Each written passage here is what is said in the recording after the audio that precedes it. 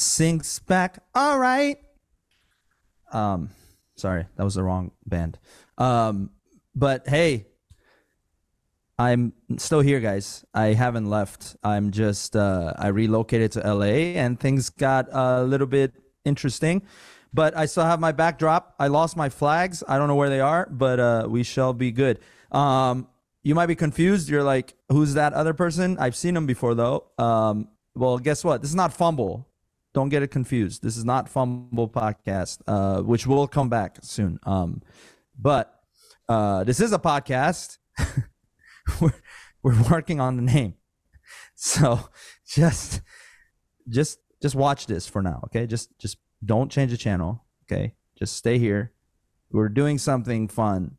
This is my bro, Mo, from Montreal, Quebec. We're going to try to do podcasts across 2 countries.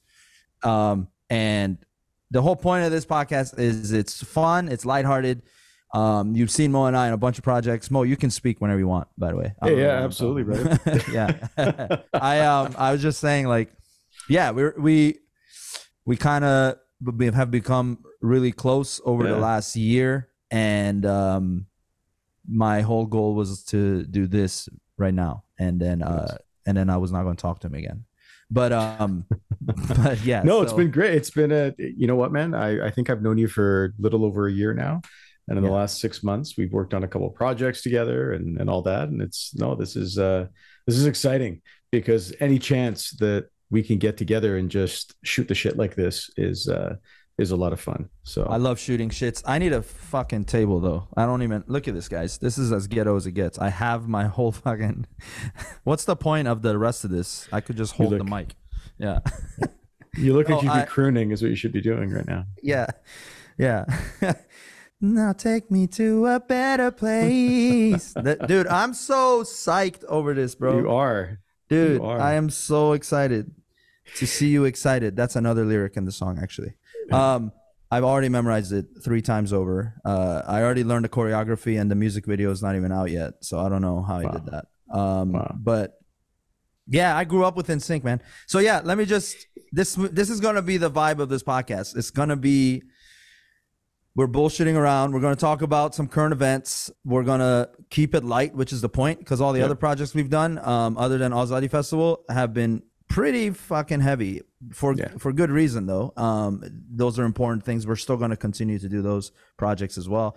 The latest one was the Gina Day that most of you have caught. For our non-Iranian followers, however, you might not know about that, and that's okay.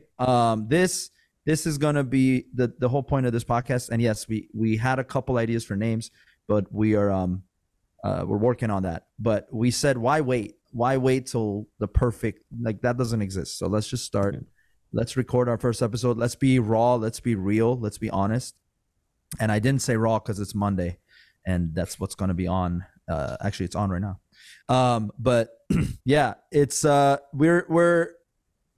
we've been talking about doing this podcast for actually probably like almost 3 months. Yeah. And it's been about that. Yeah, so we're just like, fuck it, let's get started. So we're going to talk about some real issues, some serious topics, some pop culture references, because I'm your entertainer here that grew up with NSYNC. That's why that was the first thing I said. And I wouldn't say any other thing, because I might do a whole podcast just on this whole new single on Fumble. But for now, NSYNC reunited. Do you know 98 Degrees also reunited?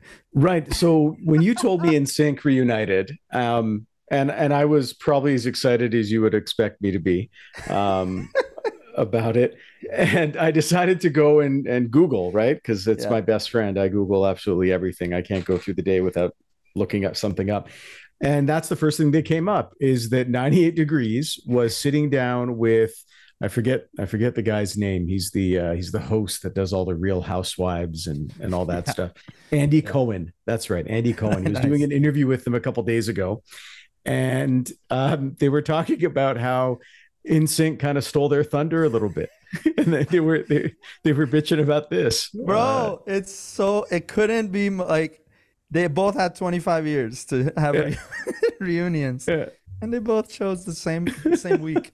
I love that. NSYNC wins again, because that's get a fifth member. 98 Degrees. Then we can take you seriously. All right, you guys are like you guys are $1 too short. No, I like 98 Degrees. They had some good songs. But I was reminded of that when I looked them up today. I didn't remember any of their good songs, but I did. I was reminded that they did have some hits.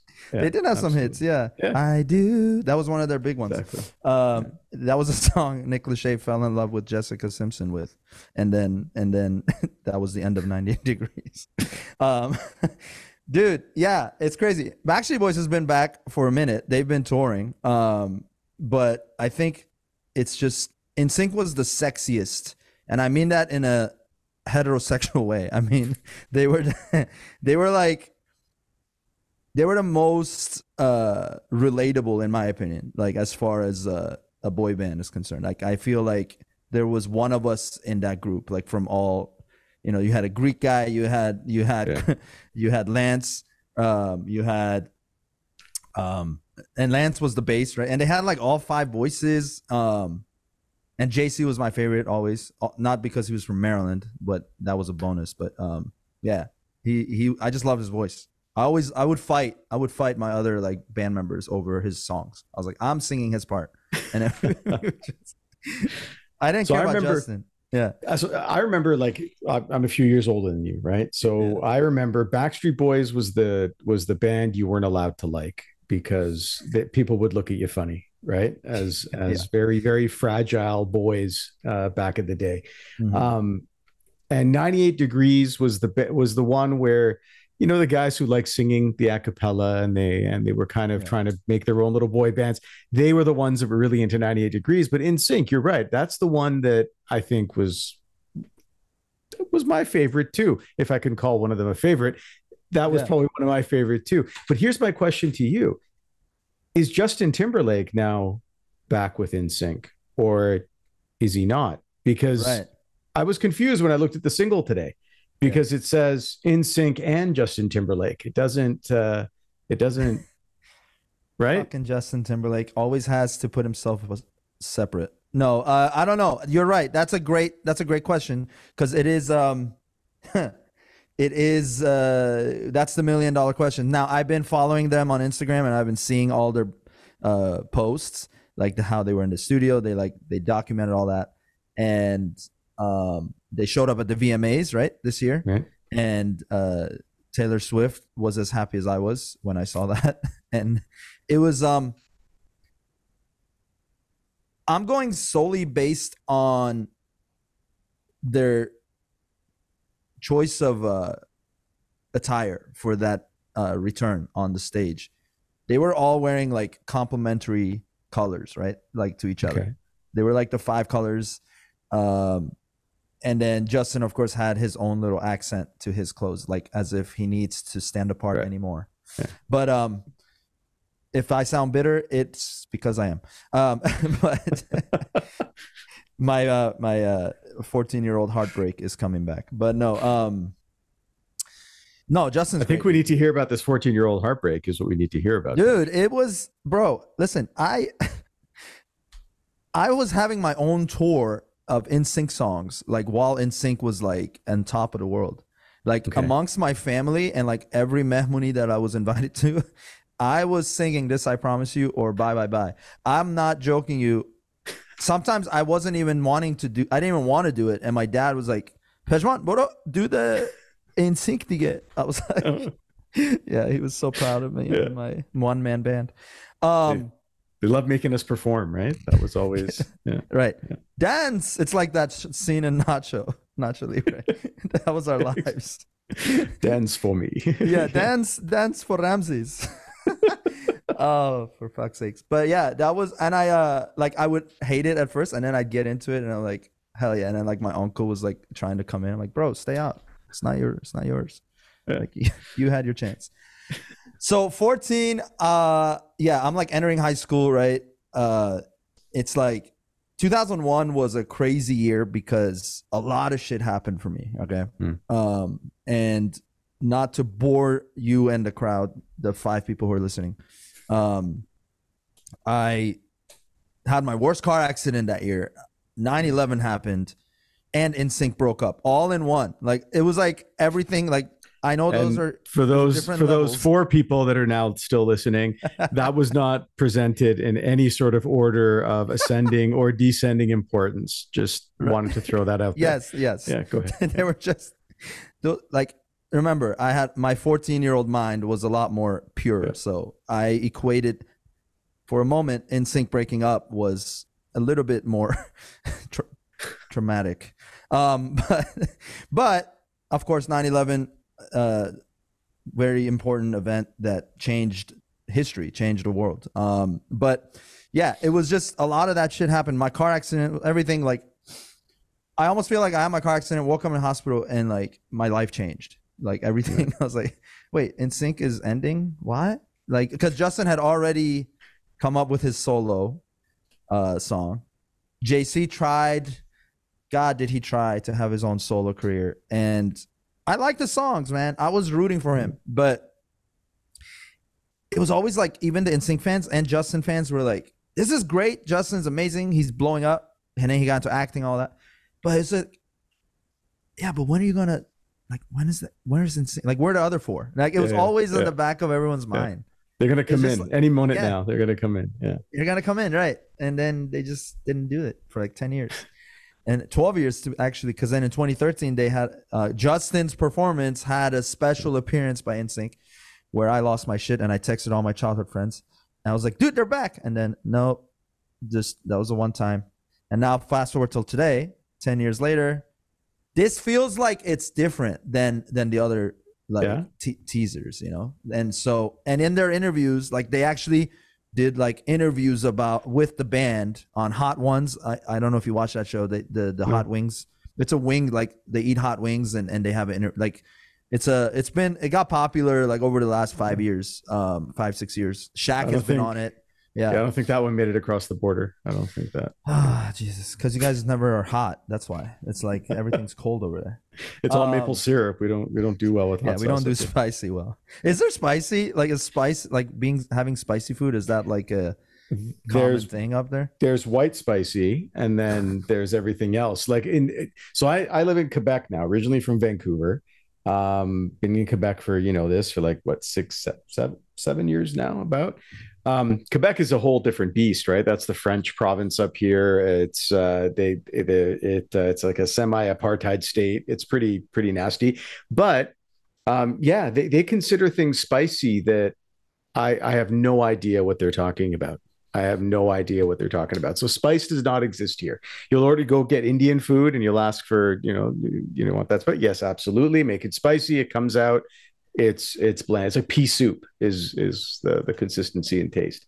But but in Vancouver, it was different. Vancouver has like a real, it's got a major Asian vibe and a lot of really amazing chefs coming over from like Singapore and Hong Kong and, bringing flavors in. And there's a huge South Asian population in Vancouver as well. So absolutely.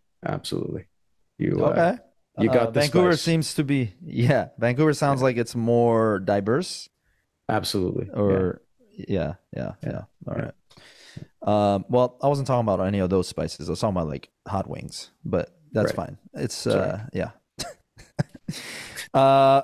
anyway, he's the historian of this duo. I'm the clown. So we're gonna attempt to talk about historical events. We're going to talk about current events. We're going to talk about what we want to talk about. And the point of this show is that it's going to be a vibe and you're going to want to just, at least I think my goal is like to create a ambiance where people want to be part of this conversation or just want to be like in the room, right? We're not even in the same room. So that's how good we are at this. But yeah, and we so want that to happen that eventually I think that's what we had talked about, right? Is actually having people join that conversation. And that's right. We're going to have guests and not just, we will have topical guests. We'll have just guests that are, on the news or are, hopefully for good things. But, we're not working on getting Trump. Trump is, he's going to have his one phone call is going to be onto this show. Absolutely. And, this is the best prison ever. I I'm not promised good him at we'll it. post his bail this time, so he'll probably call. Yeah. We'll bail him out in Canadian dollars, which will just keep him in jail. But yeah, by the way, are you fluent now in French, or how does that work? Yeah, so I've always spoken French. What they speak here in Quebec is barely considered French. I absolutely. So, all right, I'm going to defend this before anybody this side of Ontario decides to lose their shit. Um, I had a friend who was working here in Quebec from Paris. So Parisien, French man, came over here and we were having dinner one night. And I just decided to ask him because I would look at people and the further you would go out from Montreal. So Montreal is kind of the more cosmopolitan, also English speaking part of the province. And as you start moving out, the accents just get outrageous, right? They're just absolutely think like Appalachian Mountains type, like that. That's the kind of vibe you're getting as you're kind of heading out of town. So I wouldn't understand anything that people are saying, and I've been speaking French since I was 4 years old. And I turn to this guy and I go, and his name was Jean because 80% of French guys are named Jean.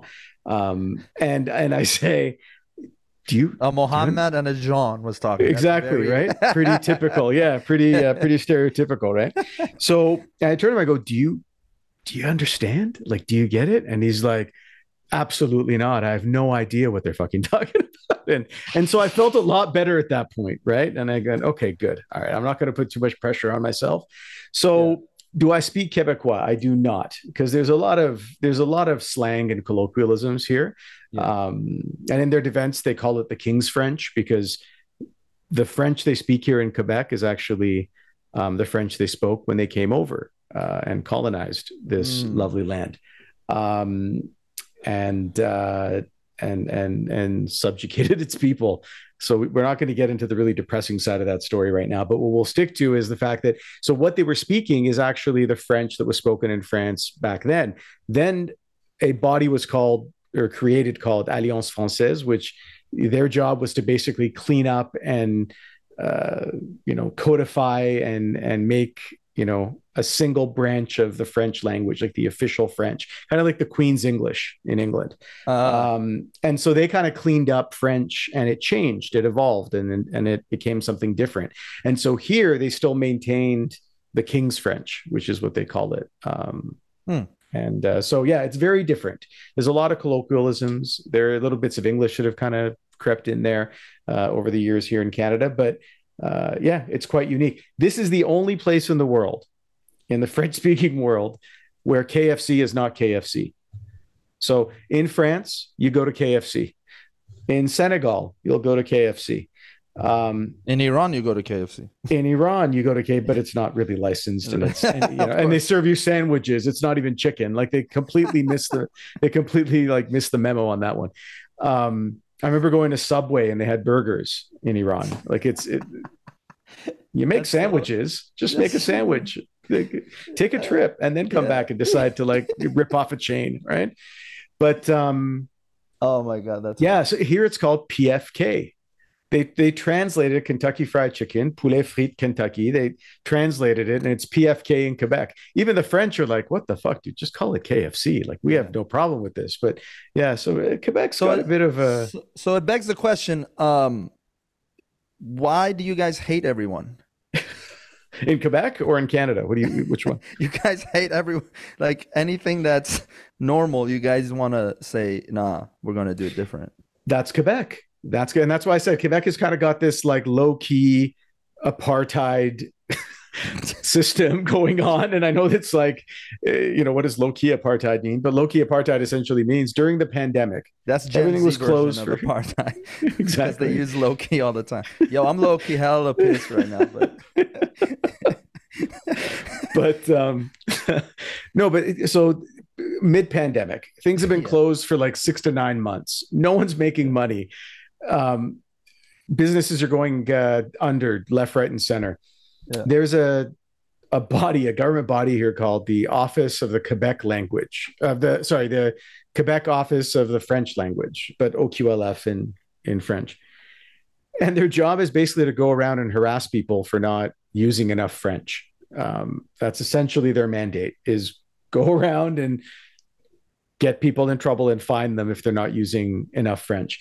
So I remember reading this article, again, mid-pandemic, businesses are going under. They fined this poor bastard $5,000 because on his menu, he had the word espresso. And they were trying to argue that the word espresso is not French, and therefore you get fined $5,000. And this guy was sitting in the picture of him looking just really like sad and surprised in the newspaper, holding up this ticket. And he's like, my store's been closed for 6 months. I don't know why they're fining me, but yeah. Yeah. So this is what I mean by that low-key apartheid. You go to the government offices, and I'm sure it's like this down in the States as well. I'm sure Southern California, absolutely. You go in and they'll have a sign and they'll say, we proudly speak Spanish and English and maybe some Cantonese or Mandarin. And, and they have that sign up. You go to a government office here in Quebec and all it says is, in Quebec, we speak French. That's literally the sign. So, but it's in English. No, it's in French. It's in French, of course. That would be hilarious if it was. Yeah, if it was in English, that'd be pretty funny. But yeah, just no, they don't give any shits. It's basically in Quebec we speak French. Yeah, it's a very Islamic Republic of the. It is. Yeah. Yeah, they're like a couple morality police incidents away from being. So what's the people's vibe there? Like, are they like? Do they want it to be more chill, or are they like, no, we carry this with pride? So there's both. And I have to be fair, right? To be fair, up until the 70s, it was the other way around. So there was like an English minority that ran roughshod over the French population in Quebec.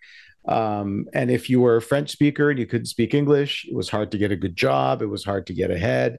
And then there was a big terrorist crisis, the Front Libération Québec. It was like this terrorist group that trained with the IRA. Their militant front actually trained with the IRA and were sympathetic with them. And in the 70s, they there was some armed conflicts, there was some bombings, that sort of thing. And then everything kind of switched. And Quebec got its nationhood, right? It's not its independent country, but it's its own nation within Canada.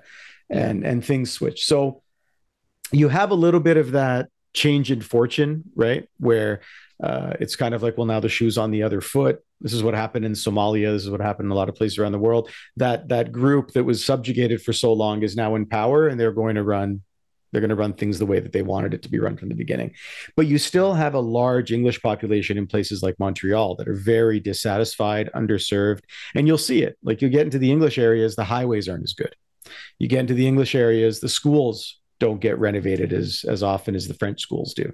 So there is a lot of that. There is a lot of that going on. They're shutting down English colleges and shutting down spots and increasing the French ones. If you are an immigrant and you move here, you have to go to a French school. You have no choice in the matter.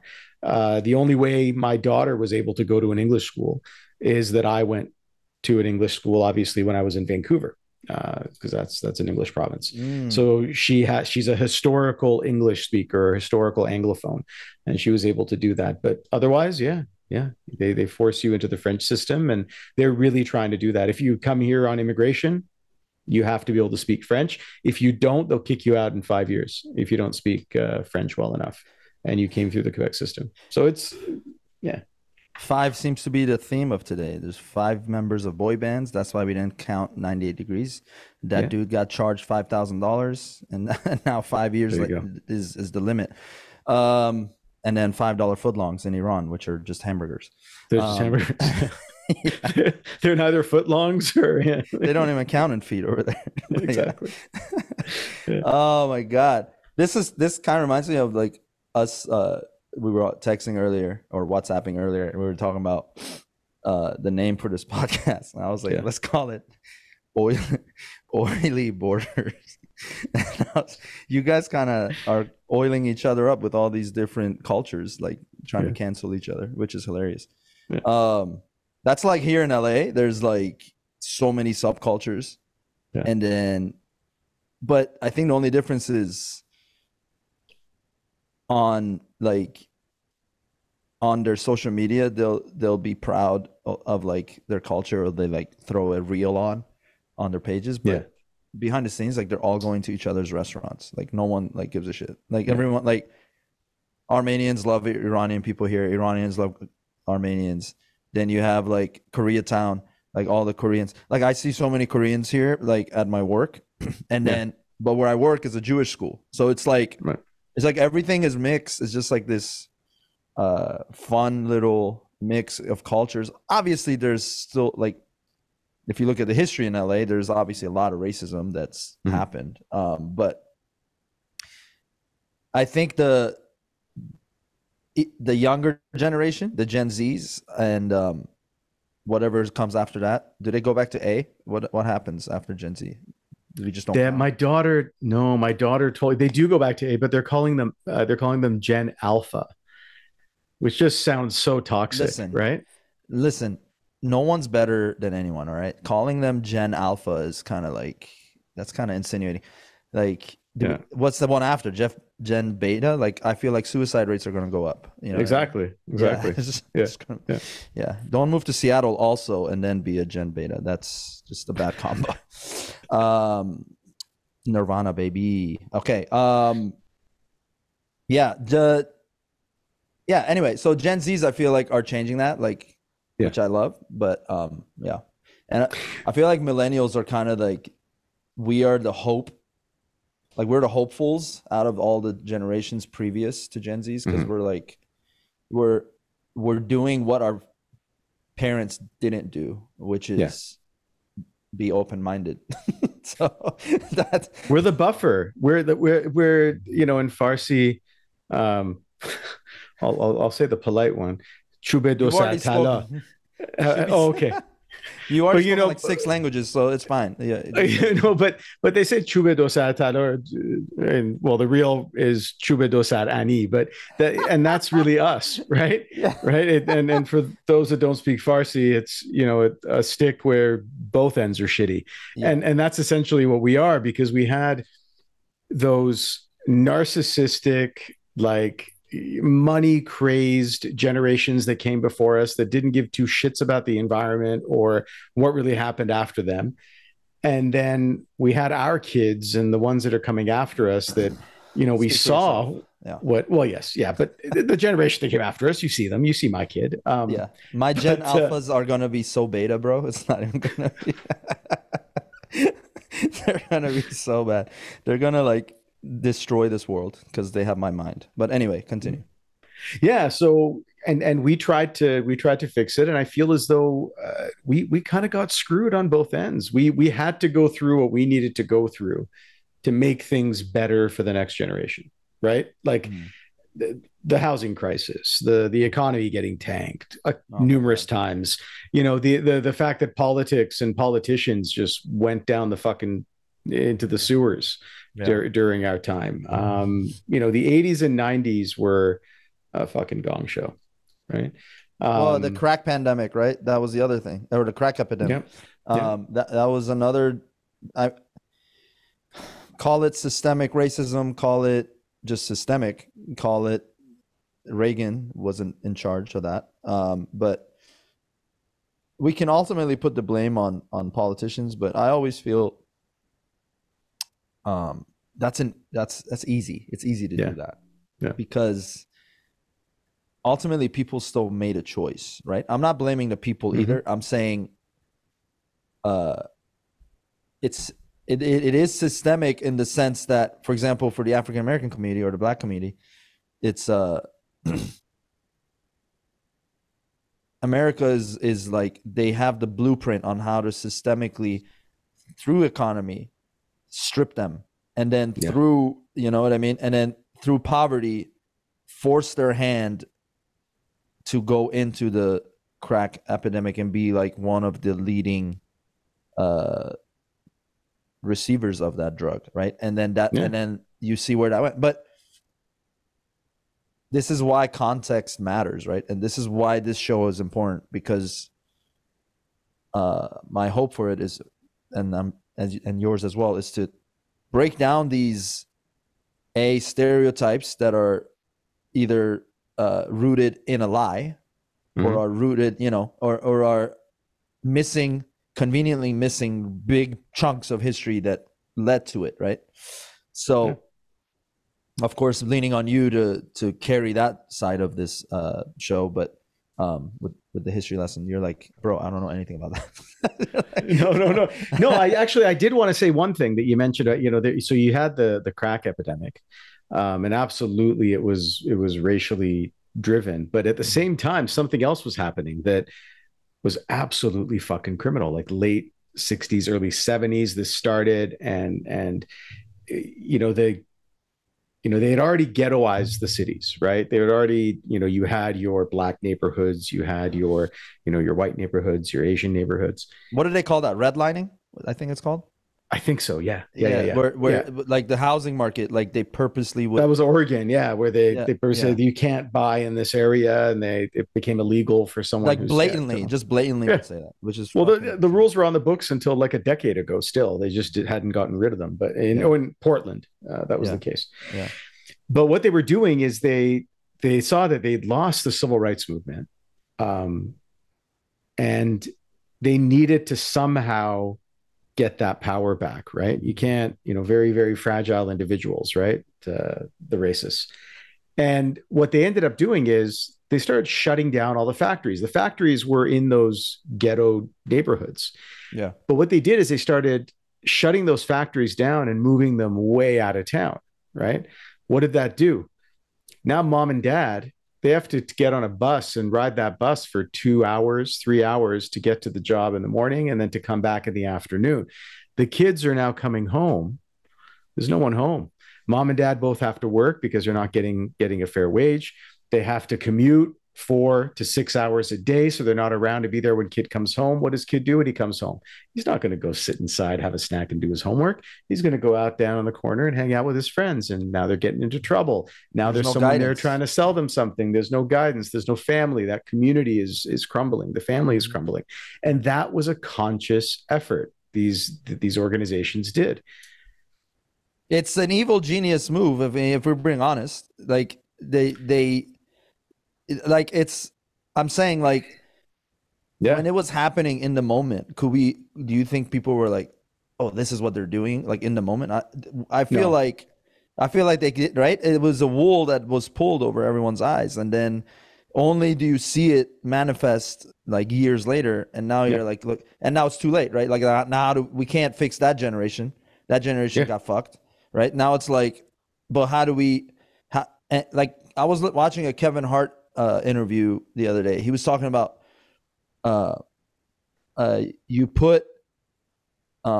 you only understand the system being against you when you're out of it. Yeah. He's like, you don't really see it when you're broke. And he was talking about, he's like, him growing up in Philly, right? He was like, they have what was he saying? He's like, they have a cash checking or check cashing stores in the ghetto. It's always in the areas that are less developed. And then and so he says predatory. Yeah. And then he's like, because it's like they want you to spend your money, right? They want you to influence you to whatever little money you made on a check, go cash that shit and spend it. And then he was like, they don't promote like savings. They don't promote investing. None of that is ever talked about in those communities, right? Not in their school systems, not even like through high school. Even they don't talk about that. So when you're not even making 80% of what you need to run your life, why even bother talking about savings, right? Of course. But the real evil shit about those places isn't even the check cashing. What's the neon sign right next to get your checks cashed here? Oh, liquor stores. No, payday loans. That's the bullshit that is really bad, right? And there was a huge case action a few years ago that ended up coming down, at least in Canada, and I know the same thing happened in the States, where that was the issue. And that's the next thing. It's come get your check cashed. It's never enough because we're skimming off the top here quite a bit. Then it was, oh well, Your check hasn't come yet. You need money. Yeah. Okay, we'll give you money a few days early based on your previous checks. But now we're going to charge you something like it's exorbitant. Once you put all the fees and everything in there, you're looking at like 20 or 30% for like a 6-day loan on something. Yeah. And it's things like that, right? Yeah. But it's things like that. There is also liquor stores though. Yeah, of course. Yeah. Yeah. But I'm saying like it's promoting spending your money on addiction essentially, right? It's like can we numb the pain? Can we go as far as saying that they attempted a similar system with the Native Americans, right? The indigenous, the casinos, alcohol's free, right? Like it's like, why is alcohol free for a certain group of people? And I mean that in the sense of like, what did they do to deserve that? Does that make sense? Like it's like in a negative way. Yeah, in a negative way. Why are we promoting? Listen, I don't drink. It's not a secret, but I don't have any problem with someone being a casual drinker or whatever. But when you try to wash them into getting something because it's free, and it's like you've already taken everything else from them, right? And it's like it's a psychological warfare, right? I would call that. It's like psychologically you're damaging them for generations. And the biggest gripe I always have with our own community, especially the elder ones, and I'm not stereotyping, but I'm saying the numbers, if you have conversations with enough Gen Xers and up, right, in the Iranian community, they don't see that, right? They don't really. Yeah. At least my experience. Maybe I'm maybe. No, you're right. You're right. Absolutely. They don't see that, and they do see the same bullshit they went through in Iran, right? They do see all the oppression in their country, but they're not able. For some reason, empathy lacks with them. They victimize themselves, okay? And I empathize with that. Of course, you and I know, like that's what we're fighting for, to free them. But at the same time, it's like, okay, but in America, and I don't know how it is in Canada, but in America, they are doing the same thing. It's just much more hidden, or at least it's much more not even as hidden, but they build the laws around it to make it okay. So when I was in Iran, I spent 3 years in Iran. You know this, and I ended up getting stuck there for a while because of the military service, and I didn't want to serve because what am I going to do in the fucking military? Go check out that episode of Fumble because Mo was on. He was talking about it. So while I was there, the one thing I would tell people, because they would say, "Oh man, you guys have it so good back in North America," because that's the image that they see, right? They're watching, essentially, they're seeing what they're seeing on TV, and they're hearing what their families are calling back and saying, right? And usually, it's always positive. And what I would say to them is, I said, it's no different. And I would say it in Farsi. تو ایران با بی قانونی پدرتو در میارن اینجا با قانون پدرتو در میارن. So that is in Iran it's the lawlessness that they fuck you over with, and here it's with the laws that they fuck you over with. But it comes down to something else too, and it's what they use to control people with, right? In Iran, it's control through fear, whether that's fear of religion, whether that's fear of getting, a baton hit to the head, where it's a fear of getting arrested and tortured and murdered. That's the fear. It's fear that runs everything. In North America, what they've done, and the brilliance of it, is let's numb everything. Let's give them everything that they need to be distracted. So it's control through distraction. And the nice thing is, with that distraction, you're creating a scenario where people are going to put themselves in that cycle of fear. Because what is it? It's, you've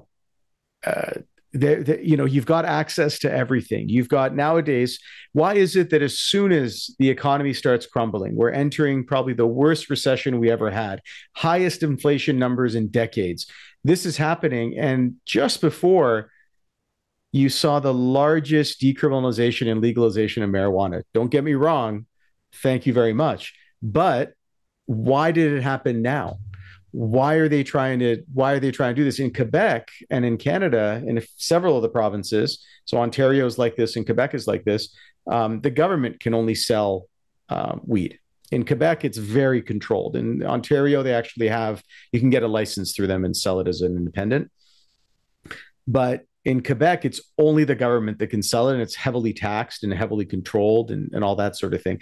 But now there are more SQDCs, which is where it's being sold, in Starbucks that you'll see out in the streets. They are everywhere, and it's the government basically, and it's the only thing that you'll still see lineups coming out the door, and people are willing to spend their money on because they're tired, there are no jobs, they're doing horribly, and this is one way to forget about it. And while you're forgetting about it, you're not dealing with your problems. You're not dealing with your problems. It's getting worse. And now you're instilling your own fear. Now it's the fear of the bills. Now it's the fear of when's the next paycheck. Now it's the fear of, how do I get out of this situation? So at the end of the day, it comes to fear, right? Marketing is 90% fear, right? I'm never going to love no one's ever going to love me if I don't buy this deodorant. Right. If I don't have a home, I'm never going to have children. If that's your problem. Yeah. If that's your particular issue. Listen, if you have, if you're that desperate for love that deodorant is the deal breaker, I'm sorry for you. Okay. I think we got to have a deeper conversation about what else is happening in your life. No, I'm talking about the ads, right? It's the poor guy with the pit stains, and like people are looking at him funny. The girl's kind of like, how the fuck? Yeah. Those market research meetings have to be the most funniest things I've ever been. Like, imagine just sitting down. It's like, all right, we need people to fucking buy our deodorant, and they got to be scared. How do we put fear in them? It's like, well, just look at them funny. Like, we ridicule them into buying it. And then there's just like this homeless guy probably like hearing this, you know what I mean? It's like, oh, I guess we got to call them unhoused now. That's the thing. Is that what it is? Yeah. No, but literally it's the ads. Think of them. It's either, the ones where you're going to get a white stain on your black clothes when you're going out on a date. Oh my God, how embarrassing. The date's going to be ruined. Or you have a job interview. Is your deodorant strong enough for your job interview? Like, these are the themes of these commercials. It's always how they smell themselves. It's like no one does that ever. Yeah. But it's I've done that before. Is this about you? Are these ads like directed towards you, bud? Yeah, there you go. It's love me, Pej. No, I smell good, I swear. Thank God this is over Zoom. No, it's that glass was so Persian, bro. I just saw it. It is. Fucking. Listen, right? Ladies and gentlemen. Tea in this. You can get. The more cuts are in a glass, the more Iranian. Like, the more Iranians have worked on it. Like it's in a group. They just come, each of them get a cut. And sometimes I'm like, what in the hell is the shape of that? Like, how did they come up with that idea of like the design? And it's funny. We had we got some cups that someone brought to us from Iran, and I'll have tea in this next time if I don't, maim myself in the process. But they're beautiful glasses. They kind of look like pyramids, and then the handles are just, imagine like a triangular shard of glass. There's no hole. You can't grip. It's smooth as hell, and it's a hot drink, and so and you're trying to hold this thing, and it's the most impractical thing you could possibly have. But that's the fucking system, it was all the rage. Bro. That's the system. They're trying to get you to buy more glass. Break it, come buy more. Fuck, man. No, I get it. And then it's so small. I'm like, I'm American, so I need everything in supersize, like 7-Eleven. But yeah, man. This so what do you think? This is I feel like we're gonna have some fun with this show. I think so. I think so. Absolutely. No, it's feeling right. It's feeling good. I hope people enjoy our take on stuff. So we'll see. By the way, I want to open this up to, our potential followers and listeners, which we appreciate, in all seriousness. Get involved, comment on the videos. Let us know, like, are you excited for NSYNC reunion? Like, how many millennials are listening to this? Like, how many of you were also lactating when you found out NSYNC is reuniting? You know, like, because I did, and it was a very interesting evening. Changed the shirt 3 times. It was especially because I was in a parent-teacher conference and when it happened, so it was not really helpful. The student was petrified, but he did buy deodorant, so it was great. Nice. Yeah, I used that as a callback. But yeah, let us know. What are your thoughts on the system? Are you in a situation where you can see that the system is broken and it's tailored towards a specific demographic? All things. Taylor Swift bringing like 20,000 people with her to the Kansas City Chiefs game yesterday. What was that about, right? Because she's dating Kels, I think. He's is that official now? Is that it is. Oh, okay. I saw a tweet earlier, or an X, whatever it's called. I saw a tweet earlier. Isn't that what they changed it to? It's X. I know. I know. It's so ridiculous. That's what Elon Musk does. He buys a company, pisses all over it, and renames it and pretends puts letters everywhere. Yeah, he just puts letters in all different shapes. But anyway, I saw a tweet. It's like Kelsey is his last name. I can't remember. Travis Kelsey, I believe. Right. Anyway, correct me in the comments if I'm wrong. But is like when he was dating his ex, full beard, and as soon as he dates, as soon as he has a picture with Taylor Swift, he's got that like police mustache that's not going. Oh, they really like the type of cops that don't read you your rights. The porn stash. Yeah. That I was like, damn, bro, that's such a Tennessee stash. You're not even playing for them. That's crazy. But so that's the news today, right? Is NSYNC, Taylor Swift, and then the revolution in Iran, which gets the third. It's actually third on the list when you look at the news in America. So so has Taylor Swift? Has she already planned the breakup? Is the single already? Do we have the release date for the breakup single for this guy or not? Not yet. I don't know. I'm waiting. It's got to be after the NSYNC, the new album. I gotta say, right? And someone please help Britney Spears. Jesus Christ! You see the knife dance? Was that recent or was that? That makes sense because she was married to a Persian guy. So did she learn that? Right. But that is not like any knife dance that I have ever seen. I don't know what that was. Imagine like as the groom waiting to get that knife to cut the cake. Yeah, that's Absolutely. A very inside Persian wedding joke. For people who don't know, there's a knife dance in weddings and birthdays. And birthdays. I always had it at my birthday too. Yeah. Really? Okay. Iranians will dance at whatever excuse you give them. Right. That's if true. if you had like a changing the tire dance, where every time they had a flat, they'd be dancing with the spare as they come That's out. That's how they got the flat, actually. It was dancing while driving with the knife. Yeah. Sorry, go ahead. No, that's funny. But anyway, I guess Persian birthdays, and it's when the cake is out, right? And it's time to eat the cake. They make you earn it. You got to pay them. Right, you give them money to get in return. You get the knife. Some of these knives can range from $5 to $10. At my wedding, it cost, I think, like $85. It was a very hard negotiation, but anyway, if it was Britney doing it, there would be no groom because his neck would have been cut. But it was a messed up video. That was a messed up. No wonder video. Her husband left. But yeah. So she's no longer married, as you know. I think she cheated on him. Anyway. Oh, really? Yeah. She also cheated on Justin Timberlake like 25 years ago. But full circle, circle of cheats. It's that's what's going on in her career right now. I'm happy she's no longer under the conservatorship, but it also fucked up her sense of normalcy. Like she doesn't know how to just live, and I feel for her. On a serious note, but also like therapists, like, her dad was definitely doing her dirty, right? And that was 100%. Horrible what was going on.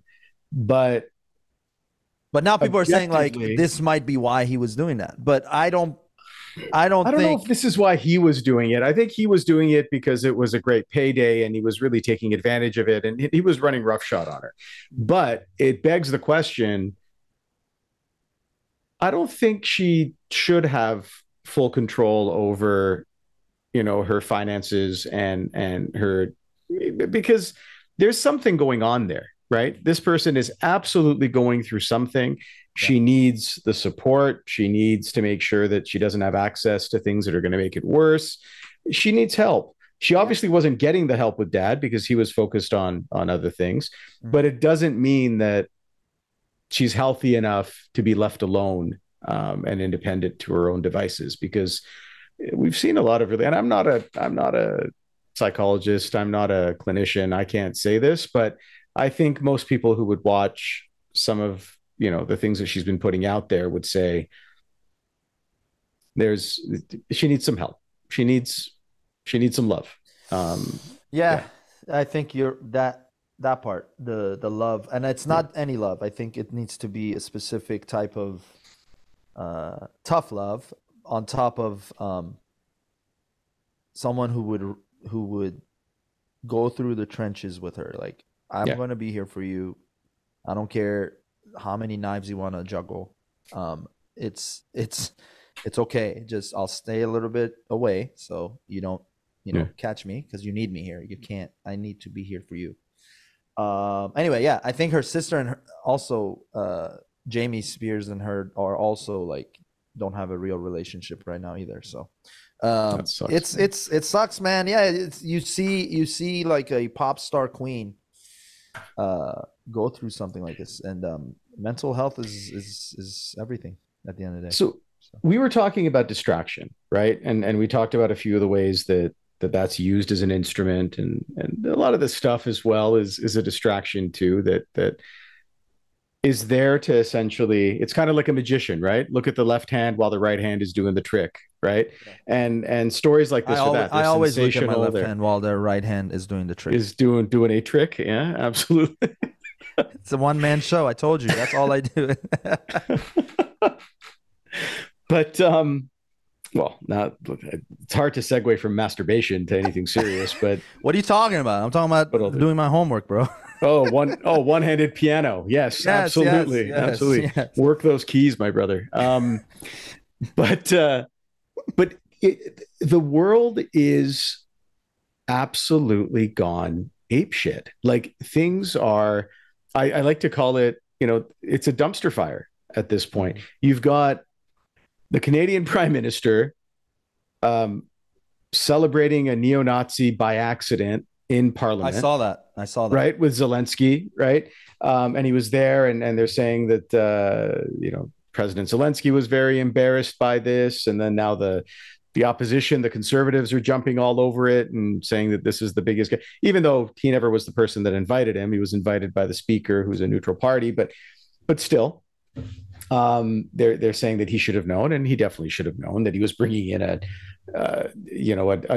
World War II Nazi volunteer. Like, we're not even talking about a conscript here. We're talking about someone who volunteered to go and fight for the Nazis.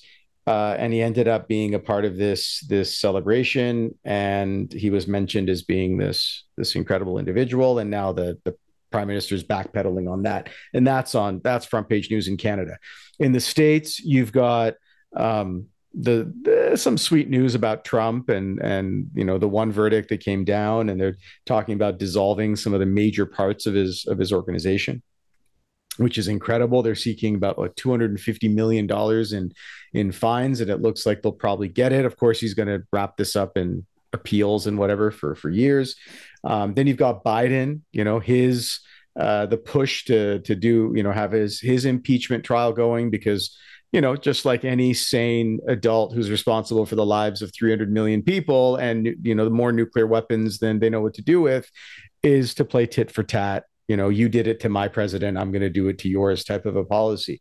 It's fickle. It's just fickle shit. It's bullshit. It's all it is a way to distract people, right? Yeah. Distract you from what's really happening behind the scenes. That's what we need to be. Yeah. Exactly. You should, no politician that you voted for should be allowed to have a closed door meeting. And that happens all the fucking time. They're working for you, not the other way around. And that people forget about that because people don't want to be someone's boss. Yeah. Society likes to do the vote part. Unam bezur, like they barely go because I don't blame them because the options are Dumb and Dumber. But it's like they do the vote and then they're like, okay, I'm done. I'll come back in 4 years or in 2 years for the primaries if you're lucky.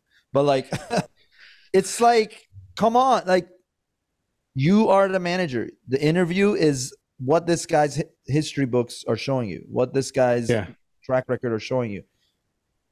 You know, I'm going to be honest. I voted for Biden, but what are my options, right? It's like, what's Biden got the rub from Obama, which Obama again and fucked Bernie, right? Like that. Yeah. Let's just admit it, call it what it is. Yeah, right? For sure. And I've never claimed to know be a political person. I've never claimed to be an expert. I know the minimal, and that's something I'm working on to educate myself more. But at the same time, if I'm really honest, I'm like, we don't like this whole system is backwards because it's not tailored to the people. You're voting to screw. You're basically voting for the next person to screw you. It's like and that's been going on. I feel like since I don't know, like the last good president that America had that was for the people got assassinated, which is Kennedy. So, and that's in my humble opinion. But I think after Kennedy, it was just a bunch of, I think, fear again, because I think Kennedy went off script. Trump also, in a way, went off script, and or it was a new script, but sure. But a lot of Republicans don't like him. A lot of Democrats don't like him. But that's the problem: is we put on these masks. We're like, oh, I'm a Democrat. Oh, okay, I'm a Republican. I hate everything you're for, and in return, you hate everything I'm for, and that becomes our motivation to vote, which is asinine. Because remove that mask, and you're two human beings with needs and necessities, and fucking connect on that level, because that's what we all have in common. That's the same problem I have with religion. But anyway, it's fucked, and it's like until we completely strip this capitalistic system to its core, I feel like we're doomed to have another Great Depression. So, if we don't already have, if we're not in the middle of it already, but here's the thing, and we just haven't been told yet, so we're not gonna say it. But tell me this: is it not a fucked up system? Like maybe this made sense 100 years ago when you had to travel by rail or carriage to get to the Capitol to vote. It took you a couple months to get out there, or however long. Sessions were shorter. It was several months, and then you had to kind of travel back to your constituency. It was difficult to find out what people actually wanted. You didn't have access to that information readily.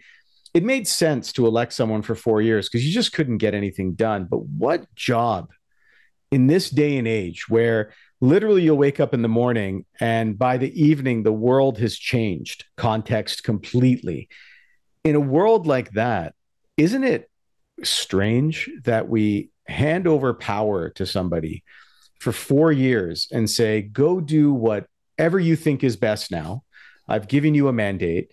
Go away for 4 years, and I'm not even going to ask any questions until you come back. I'm going to give you a blank check. If you're going to go to the store to grab beers and we're pitching in, I'm going to want my change when you come back. I'm not waiting 4 years to find out what the hell's going on, right?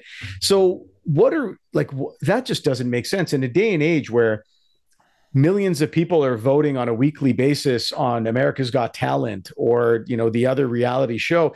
Are we really saying, or you can go online and do your taxes, probably the most important thing for the government and the most thing that has to be the most secure for you? We're able to do that online. Why aren't we able to let our elected officials know what we want them to do in a real-time basis? We've got the technology, the security is there. It makes absolute sense. Why are we not up in arms about the fact that we're giving people blank checks for 4 or 5 years, depending on Canada or the US? Discomfort. That's why. Hmm. It's uncomfortable to demand shit from someone you're voting for, or in this case, something that majority Really? of I'm only telling you this because I was on the other side, and I'm training myself slowly to be on the side of like learning about what the fuck is going on. Willful ignorance is promoted. Willful ignorance is glorified. Easy is advertised on the hour, every hour in America. That is all by design. And look at our food industry, one of the worst. It's quick. It's always about fast, easy, go, go, go, go, go. Mm-hmm. Don't think about anything. Just keep going, right? That's it trickles into the loans that we were talking about earlier. Mm-hmm. It trickles in, like, you don't know what you're doing until it's after. Just like you said, are we in the Great Depression now, or is it going to be told to us later? That right there is the issue. And I've seen statistics by people who are trying to fight. They're like, guys, wake up. Yeah. Statistics from 1929 and now, right now, is way worse. The ratio, right? Than the Great Depression. I'm so worse than the French Revolution, right? We passed the French Revolution numbers like last year. No, but what I'm saying is heads have rolled for less, literally, and that's where we are sitting right now. But the thing is, it's all fake. It's all fucking. It's a film. We're in a fucking movie. Like, we're in a movie that no one wants this movie to end. Like, or they don't even know they're in it. That's the thing. I didn't buy a ticket. Fuck. Oh, you did. That's you did. I saw you. No. But yeah, it's the fear of having to work for something, having to earn it, right? There are the number of people who are understanding that. I am optimistic. It's on the rise. It's getting better. And these people are going to, and they're right now in those closed door meetings trying to figure out, how do we get them to do the next thing? I don't know why it sounded Southern, but they were quite animated. There was that too. How do we get to them? What is this internets? We need to get on top of these internets. These internets. But I think the tolerance for it is going down, right? And for us, so for those of you that know, and for those of you that don't, but the work that we've been doing over the last year, and the revolution that's going on in Iran, and trying to raise awareness, and really all the gut-wrenching stuff that we're going through, that we don't really want to get into.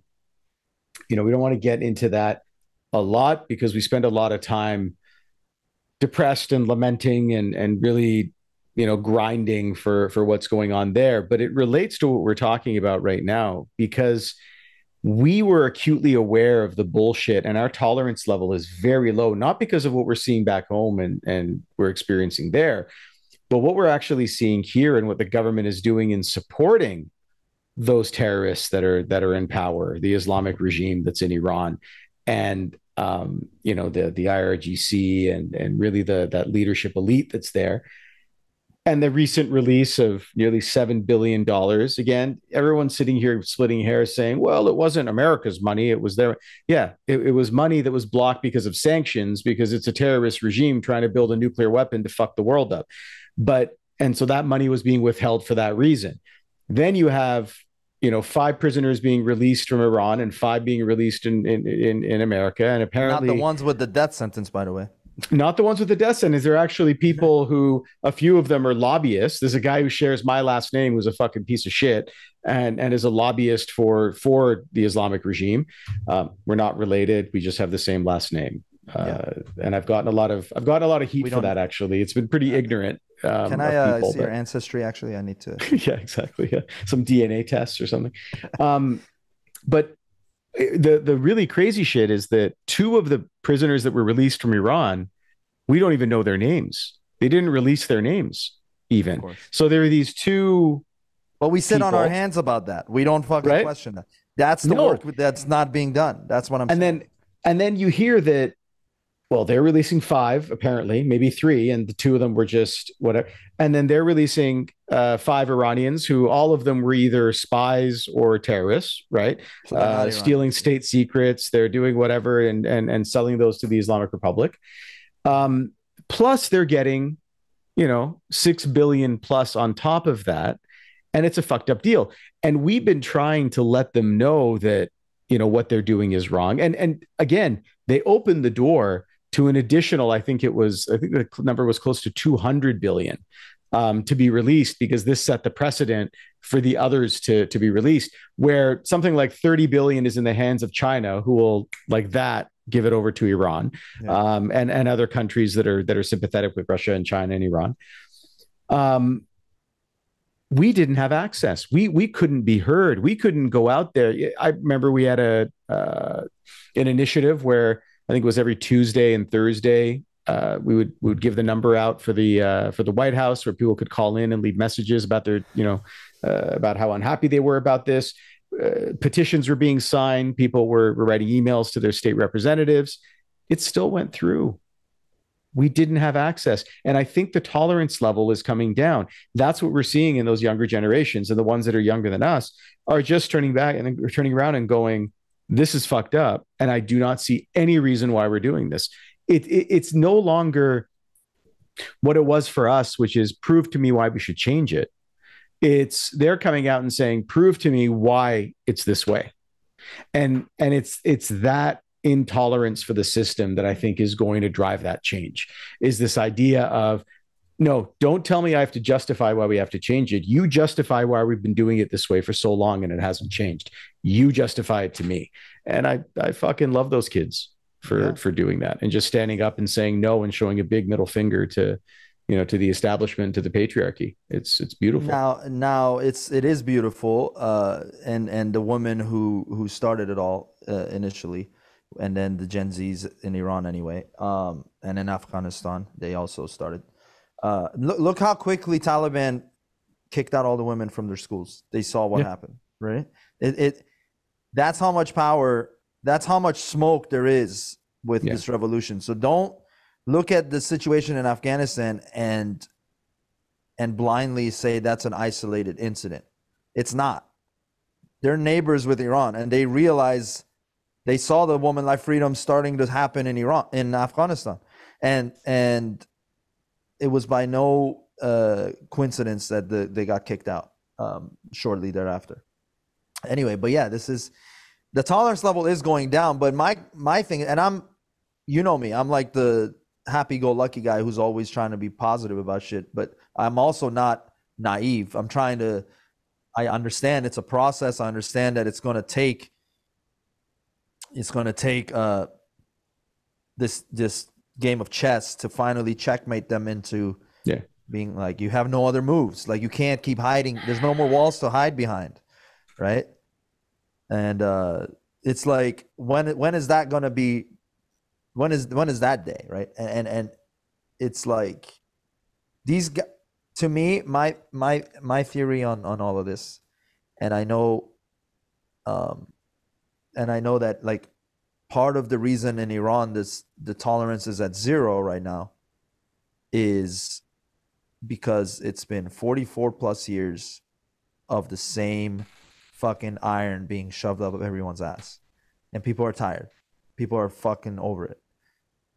What I think the difference is, the only difference, in my opinion, between the system that operates in the Islamic Republic and what's happening currently and has been happening in the United States and the system of presidency, the only difference is that they take that Band-Aid off every 4 or 8 years and they give you a new one. But it's a Band-Aid on a wound that's never going to heal. Yeah. It's a wound in America that's been dated to its infancy, and it's the Band-Aids are either through a president that tells you everything you like, literally what Khomeini did to the sheep, and then they let him in. And it's like, these presidents do that every 4 years. It's like, the Democrats are doing this and that, and this is what we need to do to change it. Okay, cool. and people just, all right, or they're like, there's nothing wrong with what you're saying, or the other side, the Republicans are doing this and that. They take human rights issues and they make it political, and they blame it on the other side. Yeah. But the truth is, there is no other side. It's two sides of the same coin. Absolutely. And that is what America's getting closer to, is realizing that. I see it with the younger generation here. Is it though? Is that happening? Because I feel the world is getting smaller and smaller because of the internet. And this is why net neutrality was pushed so heavily, right? They realized they were trying to control the internet in America, bro. Yeah. A free country. Yeah. So that's how fucking scared they were. The government was like, oh shit, they're gonna catch all our bullshit. Yeah. Or just don't have bullshit. Like that's like exactly. You know, like why? But it's all this onion, like in Shrek. You know, he's like, we gotta peel this onion and see what we get to. Yeah. That's literally we're like at the last little part of that onion. And I have comics and other friends who are not Iranian that are researching the shit that's happening in Iran, because either I posted it or another Iranian friend of them has posted it, and they're like, bro, this is like, they're starting to see it. They're like, we have some of these same issues here. It's just it's different. It's the same. It's delivered differently. That's all. Yeah. Like the George Floyd, one of millions of examples, is Mahsa Amini in Iran. It's the same thing. Yeah. It's the same thing, but Mahsa Amini Gina Jun got the attention it deserved because they were doing that from 79 till now. Yeah. And some can argue they were doing it before that too, but whether Shah was just turning a blind eye or not, you know that better than I do. But anyway, bottom line is I think what we just talked about in a little bit over an hour is exactly what I wanted this podcast to be about. It perfectly encapsulated us having fun, joking, talking about real shit. Yeah. And then, also bringing in the audience, bringing in the listeners. We need to spread the word. By the way, they're trying to control the internet. They couldn't be as successful with the net neutrality bullshit. Now they're paying these major social media platforms to do it for them. It happened in Canada. You're telling me all the time. Yeah, you don't see the change.org website, right? It's not that we don't see it. So what happened is, in Canada, they passed a law, and it was about compensating news outlets appropriately. But I would never assume that I'm more intelligent and would be able to see the writing on the wall, but our people in government don't, right? They may choose to not see it, but I'm pretty sure they saw what we all saw was going to happen. So they passed this law. It becomes very distasteful to Facebook. And if you're not going to grab the two biggest markets, or at least one of the bigger markets, like in the States, and make sure that you're putting these laws in at the same time, you're going to get what ended up happening. And so what Zuckerberg and Meta decided to do was block news from Facebook and Instagram in Canada. So if you want to share an article from a news outlet, CNN, CBC News in Canada, you're not actually able to do that anymore on Instagram or Facebook or on any Meta, any platform. Change.org, which is a site for petitions, they've categorized as a news website, and we're not allowed to share petitions even. So can you imagine the hit to democracy and the hit to freedom of speech, where you aren't even allowed to circulate petitions? You're not allowed to share news anymore. And this happened overnight. One day we woke up There was something on the radio about it coming soon. You won't be able to do this on Meta platforms. I literally went later that day to share something. It was a petition to share about Iran and a refugee that we're trying to help in Turkey. And I couldn't share it. I couldn't share the petition. So I have to get you in the States to share it, tag me, so that I can then share your story. And that's a way around it. Yeah. But well, you still all they're doing is you still can't add the link yourself. I can't add the link myself. No. Yeah. I can just share your story. Yeah. So this is how they do it, right? Well, that was my decision. I just needed you to depend on me a little more, okay? And I talked to Trudeau. I was like, listen, only Mo's account, nobody else, right? Is that what's happening? Is that what's happening? No one else? This hasn't been rolled out for anyone else? Yeah. Oh, my God. And Pornhub is no longer allowed on your computer either. Yeah. Really? So. Well, I wouldn't even know. So that's perfect. It's working. Yeah. It's just for you and in Utah. That's it. Nice. Yeah. You know they banned it in Utah, right? Did they? That's hilarious. And then one of my friends made a joke. Is like, watch the next school shooter come from there. I was like, a lot of pent up frustration. Yeah. He's not shooting his load, so he's gonna shoot his load. Oh God. That was terrible. That was terrible. That's me. I'm terrible. Dude, yeah, it's they're sloppy, man. These government agencies, these politicians, they're old heads. They don't even know how to fucking, like, they still, they probably text with their pointing finger. You know what I mean? Like, that's the type of people that are trying to make these laws. So it's all half-assed, right? Yeah. That's why I'm hopeful, because they're only going to get older, and then on top of that, I guess you could be 100 and be president. And that's like, it's just like, it's ridiculous. We got to change it. Got to change it. And if that's not in like some next proposal for America, like, I don't understand. And if it doesn't get the attention that it needs, but it's out there, it tells you everything you need to know about the control that they're trying to desperately hang on to. There needs to be an age ceiling. We already have it on the other side. You must be over 35, I believe, to run for president. Something like that, yeah. And I believe you got to be married too. That's the other thing. Oh, really? I believe so. But didn't a president get married in the White House? I remember going to the tour, and they said that a certain president got married in the White House. He was a bachelor, and he got married in the White House. Yeah, I think so.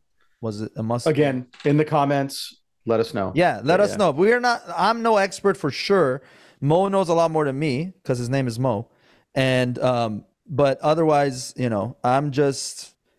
I just take a little bit of news and then I fabricate the rest. But no, I'm kidding. I don't fabricate.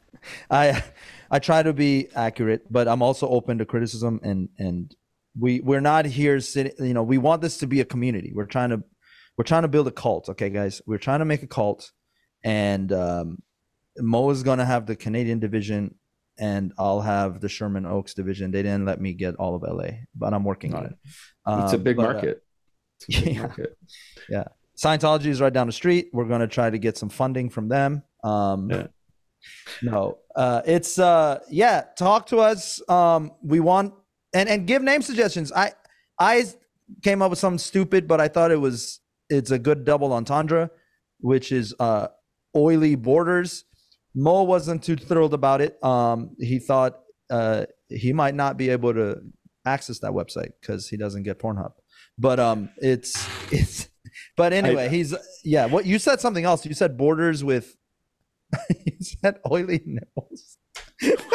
No. What I said was slippery slopes is what I said. Slopes. Yeah. And then you said that's already a podcast. Someone else has that name already. And then I said, well, then slippery nipples. That was just a throwaway. I love it. There is a name that I like, and we talked about it. Maybe we'll talk about it again, but we won't bring it up now. But okay. Yeah, all right. Let's or we can, I guess. No, we can. Why not? Yeah, talk about it. Yeah. I like this. We built this thing on the air. Like, I like that idea, because most podcasts, they already have the name, they already have everything, right? We're about bringing you guys in. Like, if you think, we may throw a few ideas and you guys vote, or you might say, hey, and then you give a better name, then you're hired, and then I'll kick Mo out, and then it'll just be there you go.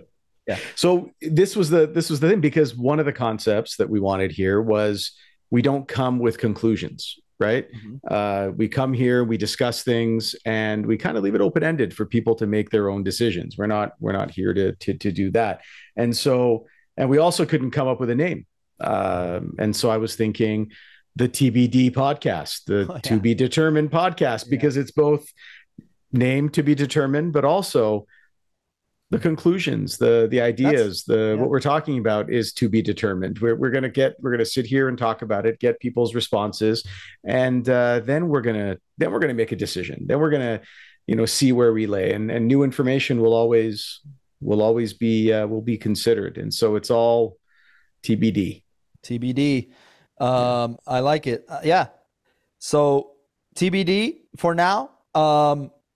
This has been episode 1, the inaugural. I'll make it presidential. This is the inaugural episode. I don't have a speech though. Shit. Do I have to sing you happy birthday in a slinky dress? Is that what's going to happen here if we're making this presidential? That's right. But you can't share that link. Yeah. And you don't want to see me in a slinky dress. That's the other thing. All right. I already have. It's fine. I don't want the rest of the audience. We can't do this, Mo. Not on. There's a lot we can do, but we also don't want to lose audience first episode, is what I'm saying. We're down to 2 listeners now. We went from 5 to 4 and now 2. This is terrible. If this was NSYNC, this is 2001 all over again.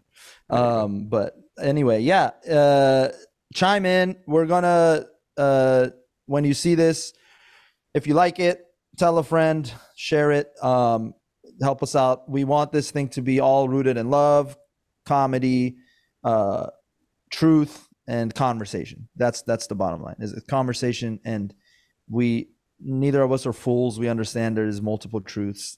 We understand that perspective is basically what this life is builds this entire world. So we want to learn about an opposite perspective.